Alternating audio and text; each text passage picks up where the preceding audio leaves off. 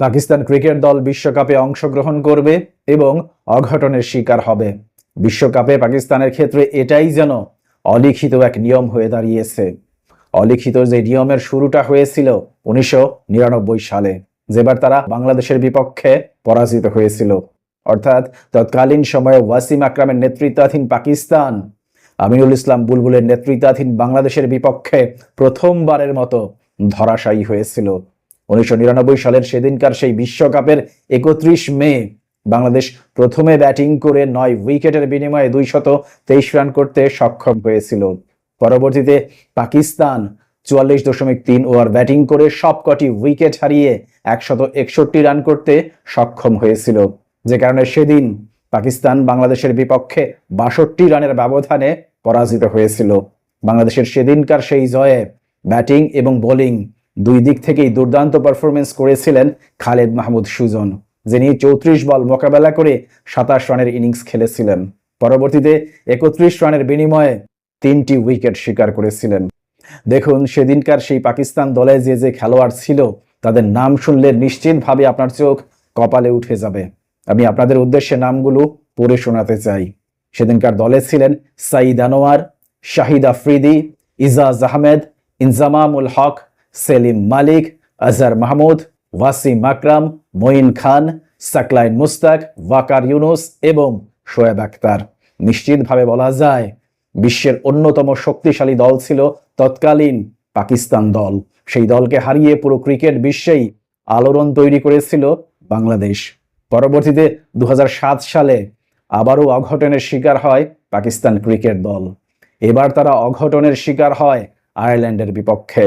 2007 সালের ওয়ানডে বিশ্বকাপের 17 মার্চ পাকিস্তান প্রথমে ব্যাটিং করে 10 উইকেটের বিনিময়ে 132 রান করতে সক্ষম হয়েছিল।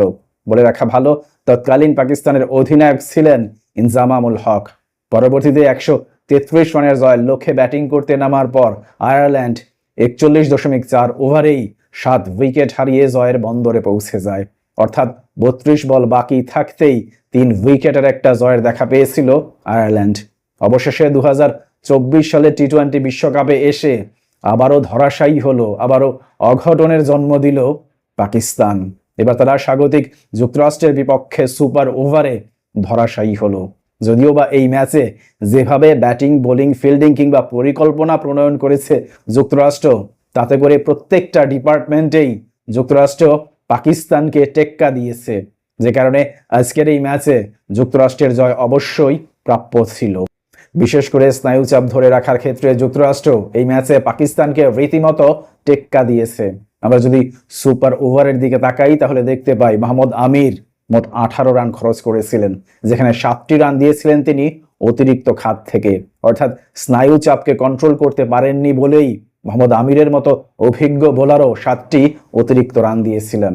পরবর্তীতে ব্যাটিং করতে নামার পর পাকিস্তান 13 রান করতে সক্ষম হয়, অর্থাৎ 5 রানের ব্যবধানে সুপার ওভারে তারা পরাজিত হয়। অর্থাৎ মোহাম্মদ আমির যদি 7টি রান অতিরিক্ত খরচ না করতেন তাহলে কিন্তু এই ম্যাচে পাকিস্তানই জয়ী হতে পারত। ইনফ্যাক্ট পরবর্তীতে যুক্তরাষ্ট্রের হয়ে বোলিং করতে আসেন বাহাতি পেসার সৌরভ নেত্রবালকার। মজার বিষয় হচ্ছে, একজন বাহাতি পেসারের বিপক্ষে কিন্তু একজন বাহাতি ব্যাটার সাবলীলভাবে ব্যাটিং করতে পারেন।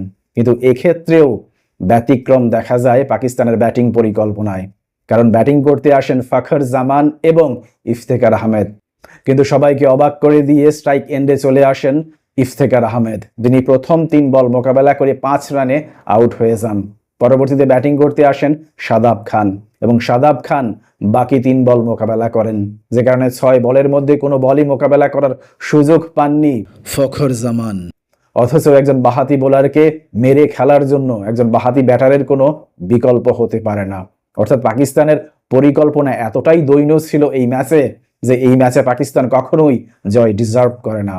এখন দেখা যাক পাকিস্তান পরবর্তী 3 ম্যাচে জয়ের বন্দরে পৌঁছতে পারে কিনা, নাকি পরবর্তী 3 ম্যাচের কোনো ম্যাচেও আবারও তারা অঘটনের শিকার হয়। বলে রাখা ভালো, পাকিস্তানের বাকি 3 ম্যাচ ভারত, কানাডা এবং আয়ারল্যান্ডের বিপক্ষে।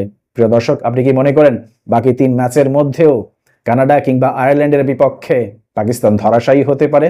আপনার মতামত অবশ্যই কমেন্ট বক্সে লিখে জানান। ভালো থাকবেন সবাই। আল্লাহ হাফিজ।